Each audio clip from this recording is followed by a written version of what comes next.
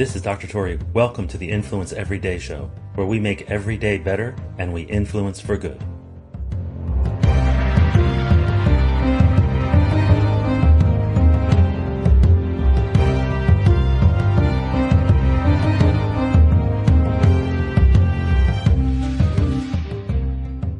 With my mom's passing, I had to go through all of her belongings and naturally sifting through photos and old newspaper clippings and documents and all those things.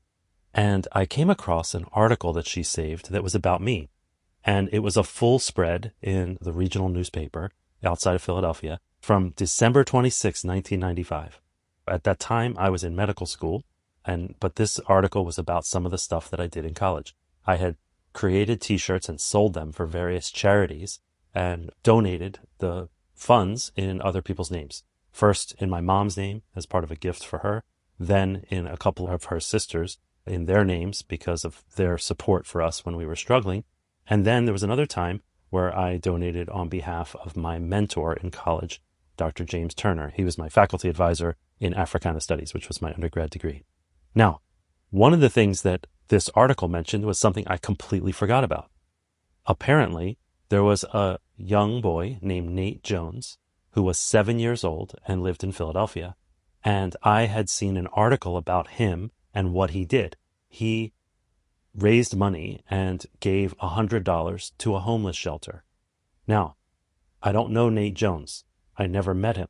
But what I did was at that time, I chose to honor him and donate to the same shelter, benefiting from the same shirts that I was making for that cause. And so I donated a couple $1,000s, I believe, at the time. But it was in the name of Nate Jones.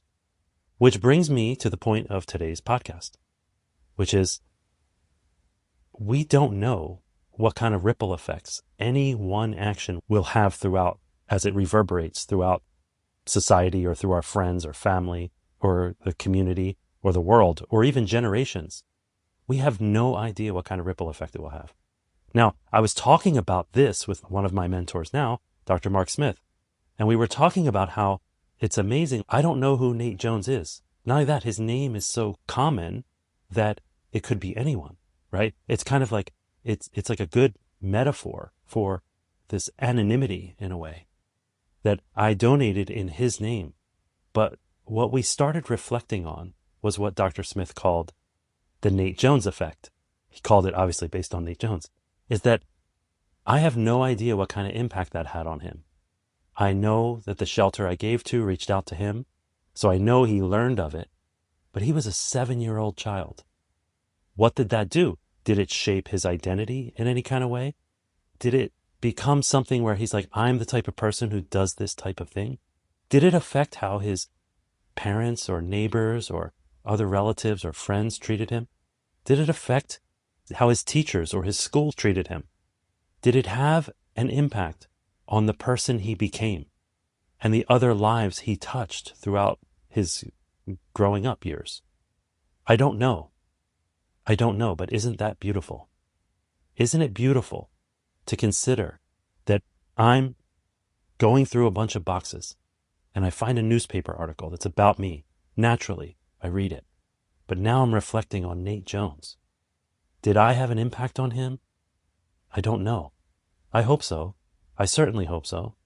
But this is what it's like when we have conversations with other people. When we do something in the service of other people, it has ripple effects.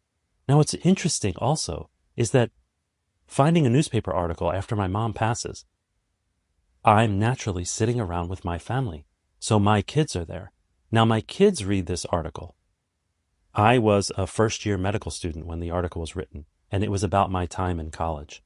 My kids happen to be in this current age range. They're in the high school, college, early professional school age. And so they're reading about their father doing something in this newspaper article, and then me retelling the story. They're reading about it, and it's having an impact on them.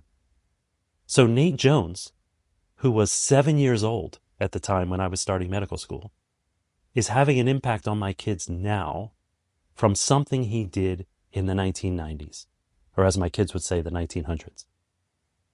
This is unfathomable if you think about it.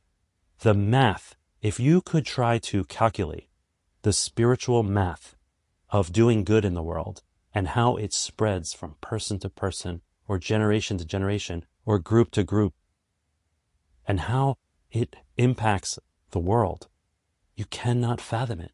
Just imagine for a second. Imagine if you do one good act and somewhere there's an accounting of it. Someone is writing it down. It's written down. This good act that you've done is written down. But so are its ripple effects. That one good act. See, sometimes we look at donations, right? Take a donation, for example. If I look at the couple $1,000s that I gave to the homeless shelter and healthcare for the homeless back then in the 1990s, in the name of Nate Jones, if I look at that, I could just look at it like it's almost like transactional. What was my impact?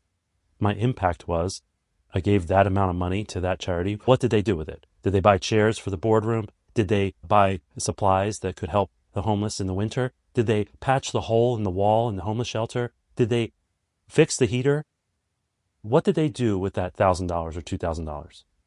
I want to know. What did they do? Give me an accounting of that. Well, if I ask for that, that's very, very, very short-sighted.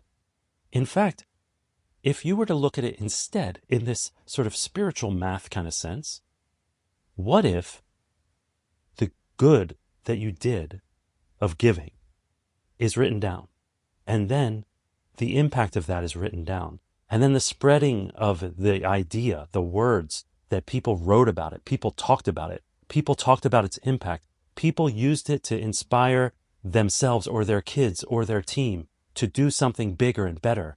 And then that had a ripple effect, and then that had a ripple effect. What if all of that is on your ledger? What if all of that is taken into account? That's the Nate Jones effect. The Nate Jones effect is a 7-year-old boy giving $100 to a homeless shelter in Philadelphia, and it having a ripple effect through generations. Generations. So what small act can you do that will have a not so small ripple effect through the universe? I'll see you in the next episode. This is only the end of today's show if you let it be. Who needs to hear what you just heard? Go ahead and share it with them right now. The Influence Everyday podcast is free. We don't sell advertising space, so telling others is the best way to pay us back, but more importantly, it's the best way to pay it forward. If you enjoyed today's podcast, take a moment to rate and review the show, then check out the additional links and materials that go along with it. They offer more ways to take your influence, your impact, and your relationships to a whole new level. Now go forth and influence for good every day.